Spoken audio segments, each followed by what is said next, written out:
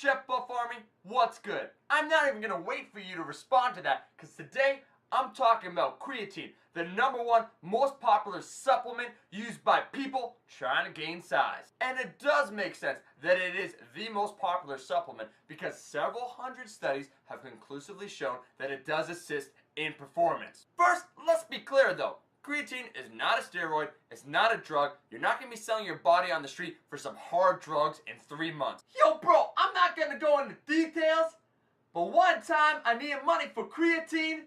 That's all I'm going to say actually. I mean, did you know that creatine is actually naturally found in your body and your body synthesizes approximately 1 gram of it per day? So what does creatine do?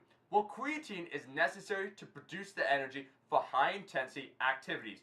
Those activities that typically last less than 10 seconds. Supplementing with creatine increases your muscular stores of creatine phosphate, and creatine phosphate is necessary to help resynthesize ATP. And ATP is what your body needs to lift heavy shit. Studies have shown that creatine will help you recover from high intensity activities. And if you're looking to build some size, creatine will usually add between 2 to 5 pounds of weight to your frame. Now, you can naturally find creatine in meat, but in order to get 1 gram of creatine, you'd have to eat approximately a kilogram of meat. In order to get your recommended dose of between 3 to 5 grams, you'd have to ingest over 5 kilograms of meat. You do that and you're gonna die. In order to get your recommended 3 to 5 gram dose, supplementing with creatine is the most common method. You'll have to take creatine on a regular basis, 3 to 5 grams daily, to notice results. And it's long-term results that you're after. Creatine actually doesn't produce any acute response,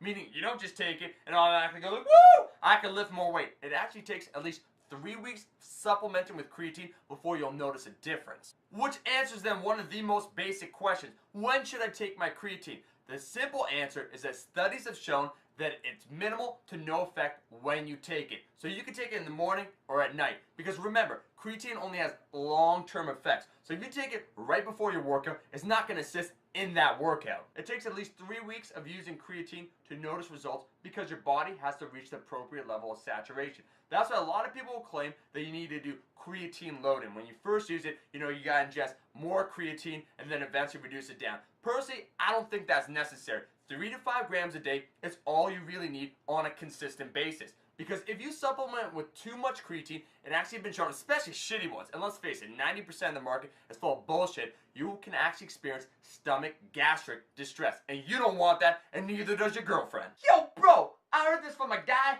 I don't even know, but I chose to trust, that you should take creatine in your butt. No, yeah, seriously. He told me to look at all the people in prison.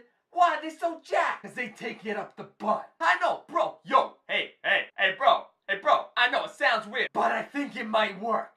Another important question is, what type of creatine should you take? Every single year, the supplement industry produces some newly discovered creatine that's supposed to absorb better in your body. The simple truth is that it's all bullshit. The studies have shown that the most basic, the least expensive, the creatine monohydrate is just as effective, if not more, than the other types of creatine. So stick to the basic, proven creatine monohydrate. If you saw my recommended supplement video, I use True Nutrition. I just get their bulk creatine, and for 1 kilogram, I think it's about $11. So for nearly a year's supply, about half a year's supply, it's $11. You also don't need to take carbs with your creatine, and it's not necessary to take it around your workout window. Because remember, creatine produces long-term effects. So it's not going to produce an immediate noticeable result in that specific workout. You're taking creatine to keep your saturation level high. I should say that there's a certain number of people that will be non-responders. Approximately 10% or less of people that will supplement with creatine and after several months of use will not notice any change. Now, while it is a great, inexpensive, effective supplement, I don't blindly recommend it to everyone. For beginners, young lifters, and endurance athletes, I don't recommend it. However, for intermediate lifters looking at increasing their performance, lifting more weight, supplementing with creatine is a smart idea. This was a short, comprehensive video on the basics of creatine. If you have any further questions, feel free to ask them in the comment section below. That is the video, guys. Make sure to like, share with friends, and subscribe. Until next time, guys. Yo, bro, I'm not gonna go into details, but one time I needed money for creatine. That's all I'm gonna say, actually.